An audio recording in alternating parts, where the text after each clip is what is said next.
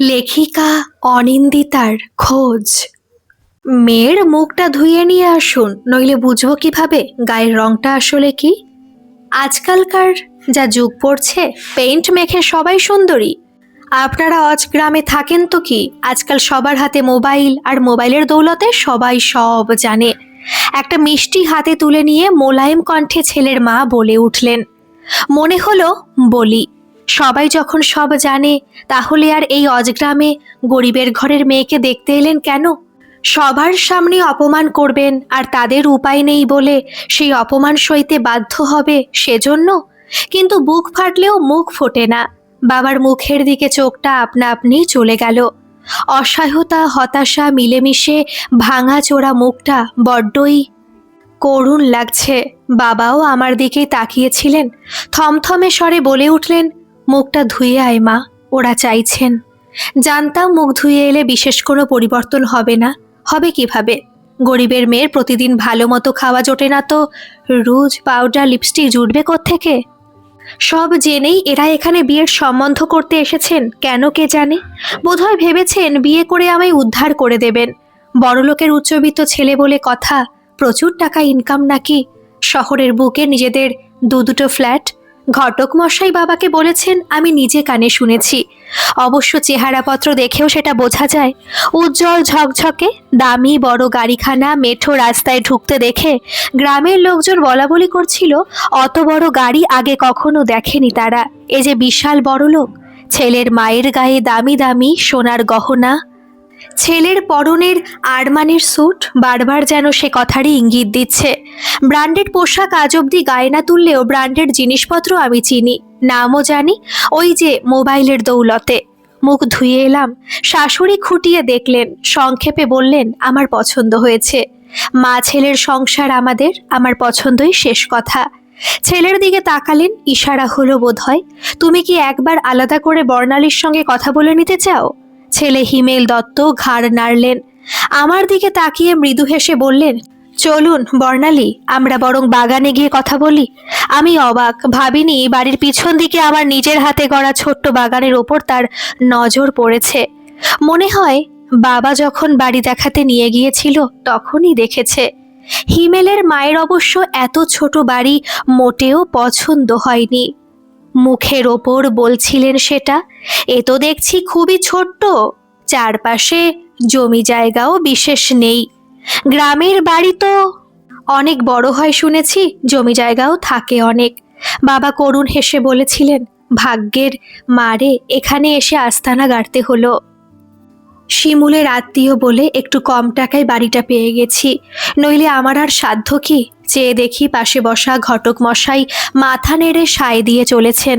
আমাদের পরিবারের সৌভাগ্য হবু শাশুড়ি মা এরপর আর কোনো প্রশ্ন করেননি। বাগানে এসে নরম স্বরে বলে উঠল হিমেল, ভারী সুন্দর আপনার বাগান, পরিচর্যা করতে কষ্ট হয় নিশ্চয়ই। তা একটু হয়, তেমন সারটার তো তেমন একটা দিতে পারি না, কিন্তু যখন ফুল ফোটে চারপাশ ভর্তি হয়ে যায়, দেখতে ভারী ভালো লাগে জানেন। হালকা হাসলাম আমি। মনে মনে বুঝলাম সে আমার জড়তা কাটানোর চেষ্টা করছে। সামান্য থেমে বললাম, আসলে বাবার আমার দুজনেরই উপায় নেই। উপায় থাকলে আপনাকে বিয়েটা নাকচ করতে বলতাম, কিন্তু আমার সৎমা চায় যে কোনো উপায়ে বিয়েটা হোক। অবাক হিমেল বলল, কেন? আপনার বিয়ে বিয়ে হলে তবেই তো আমি এই বাড়ি থেকে বিদায় হব, তখন এই বাড়ির পুরো মালিকানা সৎমার ছেলে দীপেন পাবে। সে এখানকার চটকলে কাজ করে, সপ্তাহে সপ্তাহে আসে। সৎমার মুখের উপর কথা বলার সাহস বাবার নেই। আপনাকে অশেষ ধন্যবাদ যে আপনি এই বিয়েতে রাজি হয়েছেন। যে কোনো উপায়ে এ বাড়ি থেকে আমি বেরোতে চাই। হিমেল হাসল, মন ভোলানো হাসি।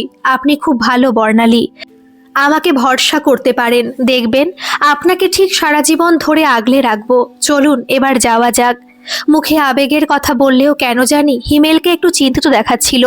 কিসের চিন্তা? হঠাৎ একটা ফোন এলো মোবাইলে, একটু দূরে সরে গেল সে। চাপা অথচ উত্তেজিত কণ্ঠে কথা বলতে লাগলো। কথা বলার ফাঁকে সতর্ক দৃষ্টিতে আমার দিকে তাকাতে লাগলো। কি যে হলো বুঝলাম না কিছুই। মিনিট খানেক পর ফোনটা পকেটে রেখে বলল, চলুন যাওয়া যাক। তবে কি হিমেলের সঙ্গে গোপনে কারোর সম্পর্ক আছে? থাকলে থাকুক, আমার কি। যে কোনো উপায়ে এ বাড়ি থেকে বেরোতে পারলেই হলো। ঘরে ঢুকতেই শুনতে পেলাম হবু শাশুড়ি মা বলছেন, এমনিতে আমাদের তেমন কোনো দাবি দাওয়া নেই। আগামী সপ্তাহে এখানকার স্থানীয় মন্দিরে দুজনের বিয়ে থা হবে। শহরে অবশ্য আমরা আত্মীয় স্বজনদের নিয়ে একটা গ্র্যান্ড রিসেপশনের আয়োজন করব। আর আপনাদের অবস্থা দেখে যা বুঝছি, লোক খাওয়ানোর ক্ষমতা নেই তেমন। তাছাড়া এই অজগ্রামে আমাদের আত্মীয় স্বজনরা আসবেও না। কিন্তু বিয়েটা তবেই হবে যদি আমার শর্ত মানেন। শর্ত? কিসের শর্ত? বাবা অবাক হয়ে আমার হবু শাশুড়ির দিকে তাকান। আমাদের একটা স্ট্যাটাস আছে, বিয়ের পর আমার ছেলের বউ আর কোনো দিন এই অজপাড়া গায়ে আসবে না। বাবা কিছু বলার আগেই সৎমা হাসি মুখে বলে উঠলেন, এতে আবার আমাদের কিছু বলার কি আছে? আপনাদের বাড়ির বউ হতে চলেছে, আপনারা যেমনটা হুকুম করবেন তেমনই চলবে। শাশুড়িমা ডেকে দুটো মোটা মোটা সোনার বালা আমার হাতে পরিয়ে দিলেন। আজ থেকে তুমি হলে আমার ঘরের ইজ্জত। এখন থেকে সেই ইজ্জত রক্ষার দায় তোমার। সবকিছু এত দ্রুত হয়ে গেল যে কি করব কি বলবো ভেবে পেলাম না। বাবার দিকে তাকালাম, বাবাও তাকালো আমার দিকে। চোখে জলের ধারা থাকলেও সবার অলক্ষ্যে দুজনের ঠোঁটেই হালকা হাসি খেলে গেল। নির্দিষ্ট দিনে মন্দিরে পুরোহিতের সামনে হিমেলের সঙ্গে আমার বিয়ে হয়ে গেল। সেই দামি গাড়ি চেপে চলে এলাম শহরে। বাবা আমার হাতটা চেপে ধরল। ছোট্ট একটা গয়নার বাক্স, কেঁদে ফেলে বলল, তোর মায়ের স্মৃতি সবসময় যত্ন করে রাখিস। বিকেলবেলা শাশুড়ি মা প্লেট হাতে ঘরে এলেন, টেবিলে নামিয়ে রেখে বললেন, এটা খেয়ে চলো আমার সঙ্গে। কোথায় যাব? একটু অবাক হয়ে আমি বললাম। হিমেল সেই যে এসে বেরিয়েছে, আর দেখা পাইনি তার।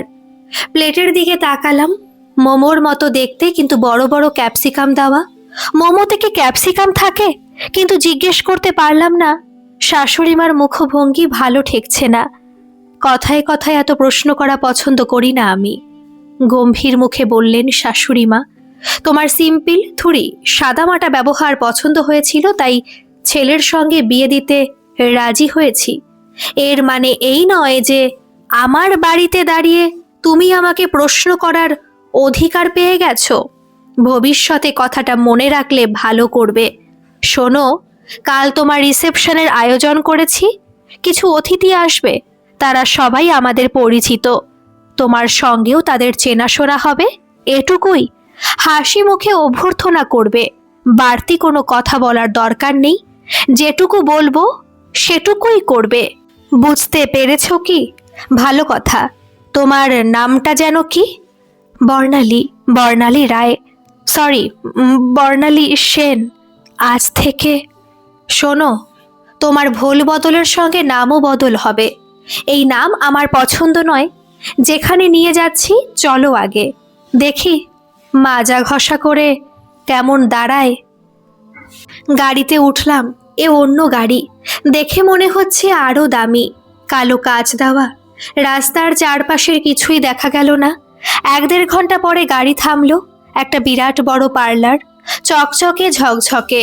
নামটা পড়তেও পারলাম না। এত তাড়াতাড়ি শাশুড়ি মা আমায় নিয়ে ভেতরে ঢুকে গেলেন। ঢোকার সময় শাশুড়ি মা ঘোমটা দিলেন কেন বুঝলাম না। শহরের লোকজন আধুনিক, এখানে কেউ ঘোমটা দেয় কি? চেয়ে দেখলাম 4-5টা মেয়ে নিচে কাজ করছে। একজন সাজানো সুন্দরী রিসেপশনে বসে আছে। পুরোটাই কাঠ আর টাইলসে মোড়া। ফলস সিলিং দিয়ে মৃদু আলো পড়ে টাইলসগুলো চকচক করছে। রকমারি প্রসাধনীর মৃদুমন্দ সৌরভ ভেসে বেড়াচ্ছে বাতাসে। কাস্টমারদের চেহারা দেখে বুঝলাম সবাই বেশ পয়সাওয়ালা। অবশ্য পয়সাওয়ালা ঘর না হলে এত বড় পার্লারে সাজগোজের খরচ মেটাবে কিভাবে? হাঁ করে দেওয়াল জোড়া আয়নাগুলোর দিকে তাকিয়েছিলাম। সারা ঘর জুড়ে খোপা করা অল্প বয়সী এক গ্রাম্য বধূর ছবি, মাথা ভর্তি সিঁদুর। আসলে সমস্ত দেওয়াল জুড়ে আয়না লাগানো যে। পার্লারে আসা লোকজন অবাক হয়ে দেখছিল আমাকে, যেন কোনো সার্কাসের ক্লাউন পথ ভুলে এখানে ঢুকে পড়েছে, এমনই তাদের হাবভাব। চাপা গলায় শাশুড়িমা বললেন, চলে এসো। সিঁড়ি দিয়ে তার পিছু পিছু উঠে এলাম দোতলায়। দোতলায় একটা মাত্র ঘর, শীততাপ নিয়ন্ত্রিত। আমাকে বাইরে দাঁড় করিয়ে রেখে শাশুড়িমা ভেতরে ঢুকলেন। দরজায় সামান্য একটু ফাঁক, সম্ভবত উত্তেজনায় পুরোটা বন্ধ করতে ভুলে গেছেন। আমি কান পেতে শুনতে লাগলাম বন্ধ দরজার ওপাশে দুজন কি বলছে। আপনি যেমনটা চেয়েছিলেন ঠিক তেমন মেয়েই পেয়েছি। লোকটা কাজের, আগেই বলেছিলাম। রিসেন্টলি পুলিশ বড্ড সক্রিয় হয়ে উঠেছে, তাতে আমাদের ব্যবসায় বেশ কিছু লোকসান হয়েছে। তার ওপর দুটো মেয়ে বোকার মতো পুলিশের পাতা জালে ধরা পড়ে গিয়ে ছড়ানো নেটওয়ার্কেও কিছু সমস্যা দেখা দিয়েছে। আশা করছি এই মেয়ে পরিস্থিতি ঘুরিয়ে দিতে পারবে। একেবারে সাদামাটা চেহারা, বারবার দেখলেও সন্দেহ হওয়ার সম্ভাবনা নেই। দেখতেও মন্দ নয়, চেহারার মধ্যে বেশ একটা মাটির সোদা গন্ধ আছে। তবে চাইলে অন্যরকম লুকেও এক্সপেরিমেন্ট করতে পারবেন। তবে একেবারে আনপার গাভার তো আপনাকে ট্রেনিং দিয়ে নিতে হবে, সেটা আমি বুঝে নেব। তোমার এত কথা বলার দরকার নেই। অনেকবার তোমায় বলেছি বকবক না করে মুখ বন্ধ রাখতে। নিয়ে এসো ওকে। গম্ভীর মুখে হুকুম হলো। শাশুড়িমার মুখটা ছোট হয়ে গেছে। দরজা খুলে দেখলেন আমি চেয়ারে বসে ঝিমোচ্ছি। ইশারায় ডাকলেন। আমি ওকে আসতে দেখে আগেই দরজার সামনে থেকে সরে গিয়েছিলাম। মধ্যবয়সিনী মহিলার ব্যক্তিত্ব দেখে আমি পুরোই হতবাক। সুন্দরী না অসুন্দরী এক নজরে এসব কথা মনেই এলো না। কেবল বুঝলাম ব্যক্তিত্বের ছোঁয়া বুঝি মানুষকে এমনই আকর্ষণীয় করে তোলে।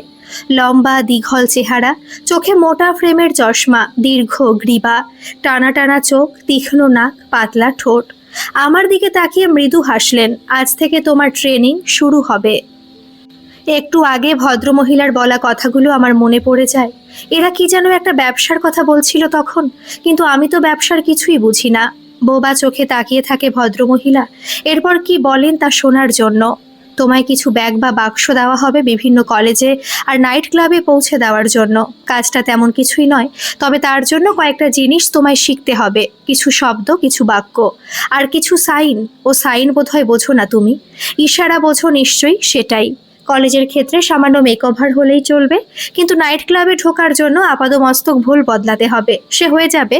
উঠে দাঁড়িয়ে খোপা করা চুলটা খুলে দিলেন। কোমর অবধি চুল আমার লুটিয়ে পড়ল।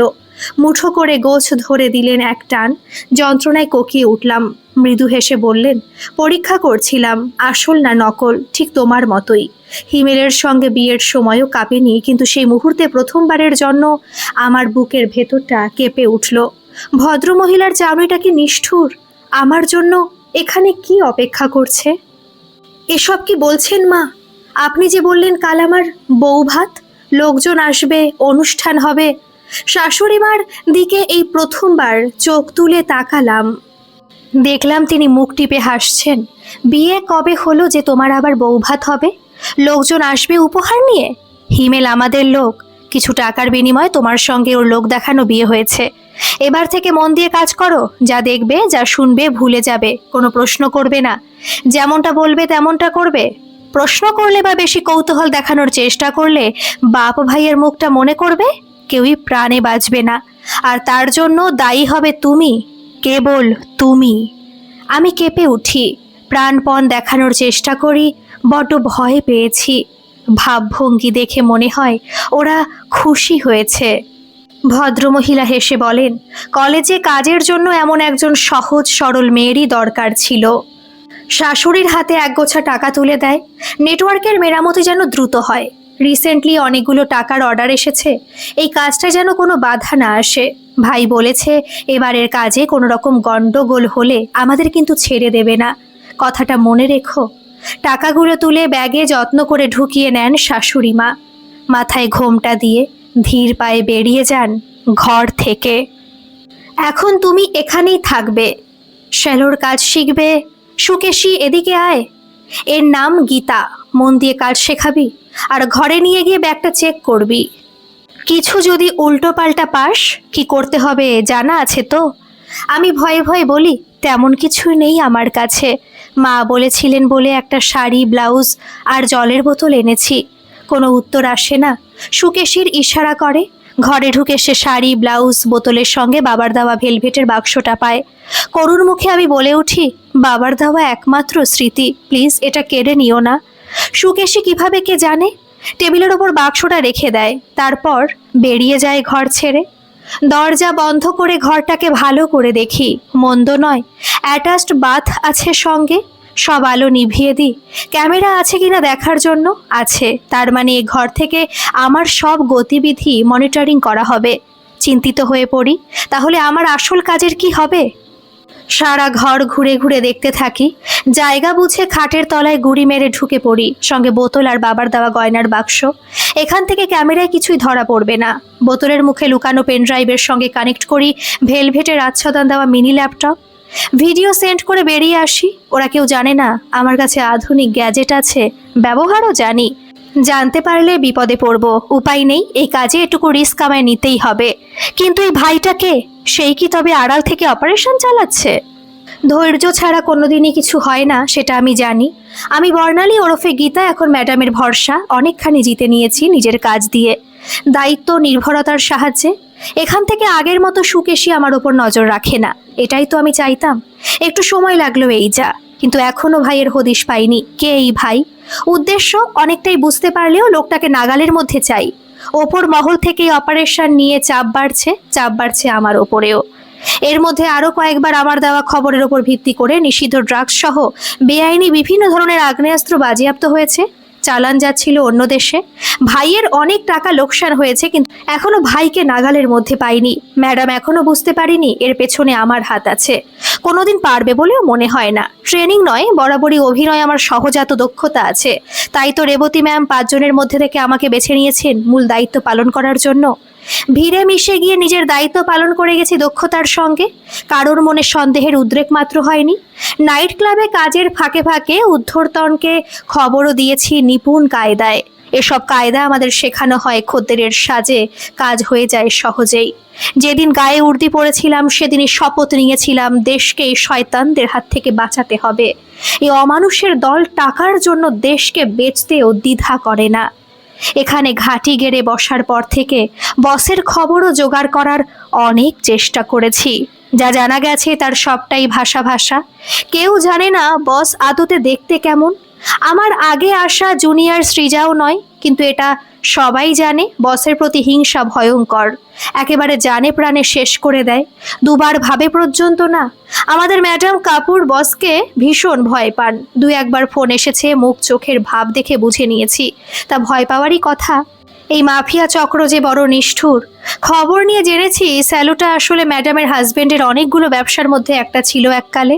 বিয়ের পর স্ত্রীকে ভালোবেসে দায়িত্ব হাতে তুলে দেন। বেশ যত্ন নিয়েই ম্যাডাম পার্লার চালাচ্ছিলেন, উন্নতিও করেছিলেন, কিন্তু একসময় ব্যবসায় বিস্তর দেনা হয়ে যায়। বাকি সব ব্যবসা ডুবে গিয়ে অনেক টাকা দেনা হয়ে যায়।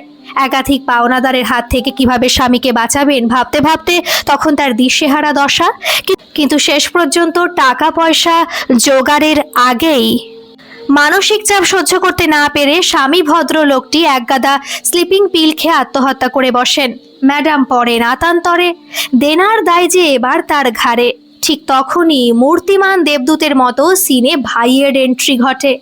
দেনা তো শোধ হয়ই, পার্লারও সেজে ওঠে নতুন করে, হয়ে যায় স্যালো। আর ম্যাডাম পুরোপুরিভাবে ভাইয়ের খপ্পরে চলে যান। ওপরে ঝা চকচকে স্যালো, আর ভেতরে গভীর রাত। টোকা পড়ল দরজায়, আস্তে করে খুলে দিলাম। কে এসেছে জানি আমি, ইয়াসমিন। ছোট্টখাটো মেয়েটা চুপচাপ ভেতরে ঢুকে সংক্ষেপে বলল, আজ গভীর রাতে বস আসছে, সতর্ক থেকো। কখন? ফিসফিসিয়ে বলি আমি, জানা নেই, এত খবর বস দেয় না, তবে এখানে আসছে এটা নিশ্চিত। আপাতত এইটুকুই খবর। ম্যাডামের সবচাইতে বিশ্বাসী সাগরেদ সুকেশীকে নিজের সাজানো রুমে ডেকে পাঠিয়েছিলেন। ওখানেই সব কথাবার্তা হয়েছে। খানিকক্ষণের মধ্যে তোমার আমার শাশুড়ি আর বড় এসে পড়বে। বস ওদেরও থাকতে বলেছে। হিমেল তোকেও বিয়ে করেছিল নাকি? এনিওয়ে থ্যাঙ্কস ইয়াসমিন, তুমিও প্রস্তুত থেকো। করেছিল, তখন নাম ছিল সৌনক। হালকা হেসে বাই করে বেরিয়ে গেল ইয়াসমিন। এই স্যালোতে বর্তমানে যার পরিচয় সৃজা, হেয়ার কাট এক্সপার্ট। আমি ওয়াক্সিং আর পেডিকিউর দেখি। নামি দামি ঘরের মহিলারা নিজেদের সৌন্দর্য বাড়াতে সদা তৎপর। কত কি যে শিখলাম এখানে এসে। মাঝে মধ্যে ভাবি রিটায়ার করার পর একটা স্যালোর ফ্রাঞ্চাইজি নেব। কাজের সূত্রে খানিক ট্রেনিং তো নেওয়া হয়েই গেল।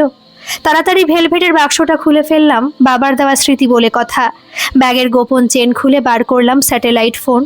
আজকাল এরা আর আমার উপর নজরদারি করে না। তাছাড়া এই মুহূর্তে ম্যাডামের মন অস্থির থাকবে। সুযোগটা কাজে লাগাতে হবে, কাজে চিন্তার বিষয় নেই বললেই চলে। সিসিটিভি হ্যাক করার ব্যবস্থা সাইবার সেল থেকে আগেই হয়ে গেছে। মিশনের বাকিদের সঙ্গে বসে নিশ্চিন্তে পরিকল্পনা সাজিয়ে ফেললাম। অনেকদিন ধরে ফাঁদ পাতা হয়েছে, আজ শিকার নিজে আসছে ধরা দিতে। প্রবল উত্তেজনায় পায়চারি করতে লাগলাম।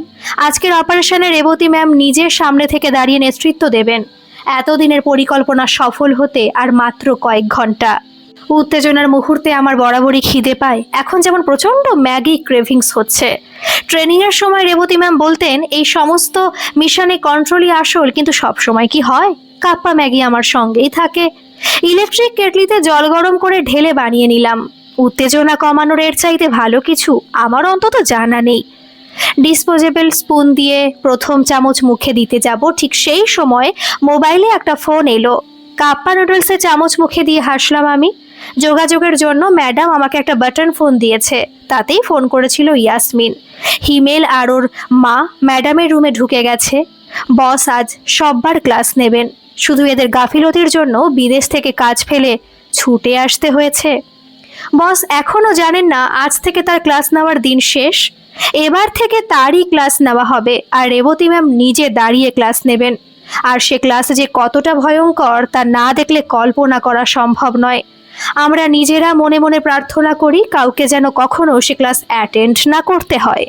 সবার মুখে চাপা উত্তেজনার ছোঁয়া। গোপন একটা ঘরে বসেছে মিটিং। এতদিন এই পার্লারে কাজ করছে, আজ প্রথম এই ঘরটা দেখলো ইয়াসমিন।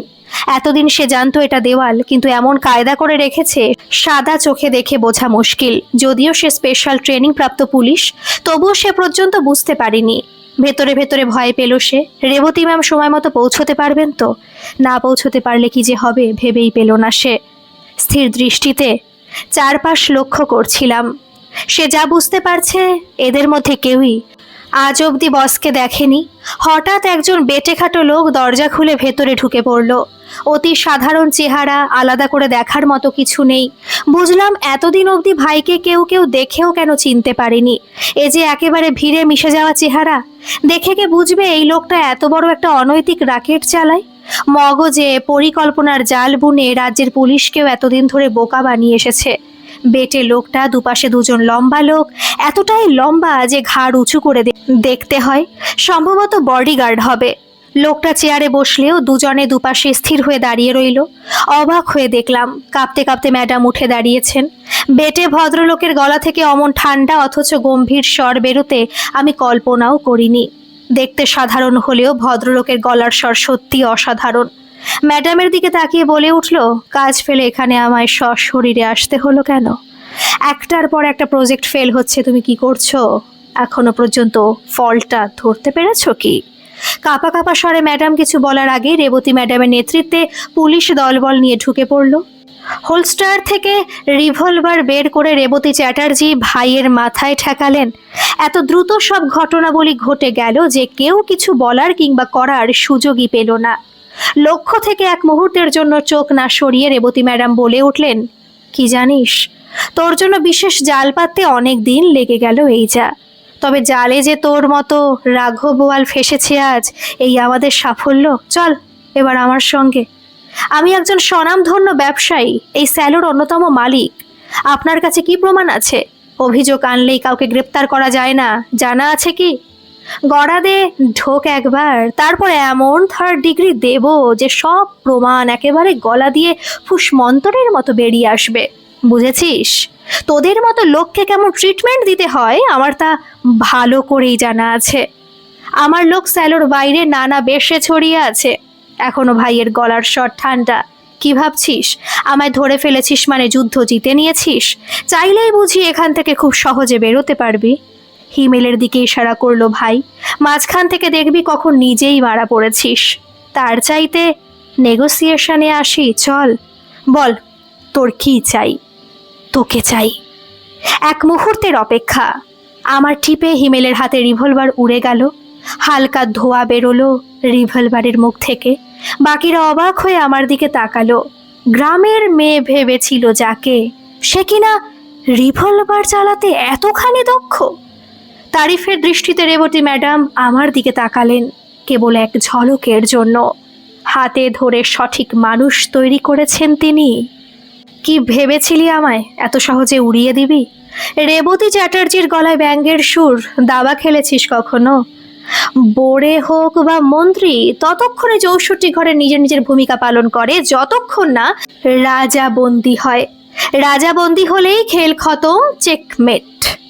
কাঁপা কাঁপা স্বরে ম্যাডাম বলে উঠলেন, আমি তো বাঁচার কোনো উপায় না পেয়ে ভাইকে সাহায্য করতে রাজি হয়েছিলাম। দয়া করে আমায় ছেড়ে দিন। একটা ছোট্ট ছেলে আছে, আমার হস্টেলে থাকে। আমি ছাড়া ওর কেউ নেই। সবাই আগে কটা দিন জেলের ভাত খা, পরে দেখা যাবে কি ব্যবস্থা নেওয়া হবে। তখন যদি তুই রাজসাক্ষী হতে রাজি হোস, তখন দেখব তোর মেয়াদ খানিক কমানো যায় কিনা। অপরাধ অপরাধী, তার কোনো ঠিক ভুল হয় না। কারণ যাই হোক না কেন, বর্ণালী, ইয়াসমিন সবাইকে ধরে ধরে গাড়িতে তোল। আমাদের হাতে সময় খুব কম, ভাইকে আমি নিজে দেখে নিচ্ছি। চোখ তুলল হিমেল। তুমি, তোমরা কেন এটা করলে? একে কি বলে জানো? শিয়ানে শিয়ানে কোলাকুলি। মিস্টার হিমেল ওরফে সৌনক, কি ভেবেছিলে তুমি? অবলা মেয়েকে বিয়ে করা নামে গোপনে আগ্নেয়াস্ত্র, নিষিদ্ধ ড্রাগস পাচারের কাজে লাগাবে, আর জানতে পেরে কোনোভাবে বেগরবাই করলে সরিয়ে দেবে দুনিয়া থেকে? গরিব মা বাবা বুঝতেও পারবে না তাদের মেয়েটা পৃথিবীর বুক থেকে নিঃশব্দে কখন হারিয়ে গেল, কিংবা মা বাবাকে হেফাজতে নিয়ে তাকে বাধ্য করবে দিনের পর দিন দেশের সর্বনাশ করতে? কথা কম, গম্ভীর স্বর বাজল রেবতীর কণ্ঠে। সব কটাকে আগে ভ্যানে তোল। পুলিশের কড়া ব্যারিকেডের মধ্যে দিয়ে ভাই স্পেশাল গাড়িতে উঠল। মাথায় রিভলভার ঠেকানো থাকায় কোনো অপ্রীতিকর ঘটনার সম্মুখীন হতে হলো না। ভাইয়ের পাশে গার্ড হিসেবে রেবতী ম্যাম। গাড়ি চলতে শুরু করলে মোবাইল বের করে বসকে মেসেজ পাঠালেন, মিশন সাকসেসফুল। ভাই আমাদের জালে ধরা দিয়েছে। এবার শুধু মোচড় দিয়ে কথা আদায়ের অপেক্ষা। পমফ্রেটের ঝাল দিয়ে খানিকটা গরম গরম ভাত। কতদিন খায়নি রেবতী চ্যাটার্জি। কাজের ফাঁকে চোখ বুজলে গরম ভাতের স্বপ্ন দেখে, কিন্তু শেষমেশ লালবাজারে নিজের ডিপার্টমেন্টে বসে যখন তখন ভাত খাওয়ার সময় গেছে পেরিয়ে। রসিয়ে ভাত খাওয়ার সময় মেলে না। দেখে শুনে বাজার করা এখন তার কাছে স্বপ্ন। কাজের ফাঁকে শুকনো স্যান্ডউইচ চেবাতে হয় শুধু, তাই চেবোচ্ছিল। এমন সময় কাবুল এসে স্যালুট করলো, ম্যাডাম, মুক্তা এসেছে, ভেতরে পাঠিয়ে দাও। নত মুখে সুকেশী ওরফে মুক্তা এসে দাঁড়ালো। থ্যাংক ইউ মুক্তা। ওই গোপন ঘরে নকশা তুমি আমাদের ডিপার্টমেন্টকে সময় মতো না পাঠালে ভাইকে ধরা এতটা সহজ হতো না। বাবার চিকিৎসার টাকা তোমার অ্যাকাউন্টে পাঠিয়ে দেওয়া হয়েছে। আপাতত কিছুদিনের জন্য হাইবারনেশনে চলে যাও। ওদের মধ্যে কেউ কেউ তোমার খবর জেনে ফেলতে পারে। ওদের কানেকশন যে কতটা স্ট্রং তুমি আমি ভাবতে পারবো না। হয়তো আমাদের ভেতরেই ওদের লোক আছে। মুক্তা চুপ করে রইল। এতদিনে সে জেনে গেছে ম্যাডাম কথা বলার সময় পাল্টা কথা পছন্দ করেন না। কোনো সিক্রেট মিশনের খবর এলে আমি নিজে থেকে তোমার সঙ্গে যোগাযোগ করে নেব। তোমার নাম চেহারা আবারও পাল্টে যাবে, ঠিক আছে? ধন্যবাদ ম্যাডাম। মাথা নিচু করে ঘর থেকে বেরিয়ে গেল মুক্তা। পুলিশের মধ্যে থাকলেও বর্ণালী, ইয়াসমিন কখনোই জানতে পারবে না সুকেশী তাদের ডিপার্টমেন্টের সিক্রেট এজেন্ট, রেবতী চ্যাটার্জির হাতে তৈরি পুলিশের গোপন রত্ন। আজকের এই গল্পটি আপনাদের কেমন লাগলো অবশ্যই কিন্তু কমেন্ট করে জানাবেন, আর ভালো লাগলে একটা সাবস্ক্রাইব করে আমার পাশে থাকবেন। ধন্যবাদ।